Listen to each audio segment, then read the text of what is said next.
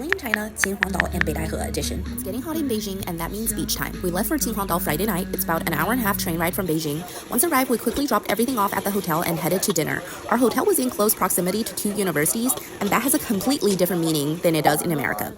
In China, it means you'll find a bunch of affordable, delicious foods. Only downside, the food stalls don't come out until law enforcement is down for the night, since it's not legal to sell food without a license, and that's 11 p.m.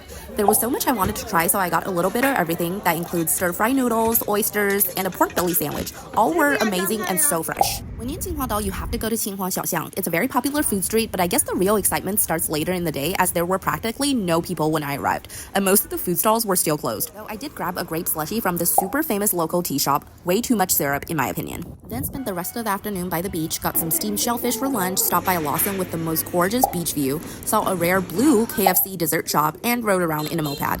As sunset was approaching, we headed to Pigeon Nest Park in Beidaihe. Here's a little geography lesson. Chinese people typically refer to the city when talking instead of the state, and Beidaihe is kind of like a district within Qinhuangdao. And Qinhuangdao is the main city of the state of Hebei. But most times you'll never hear anyone say they're going to Hebei. They'll always specify the city they're traveling to.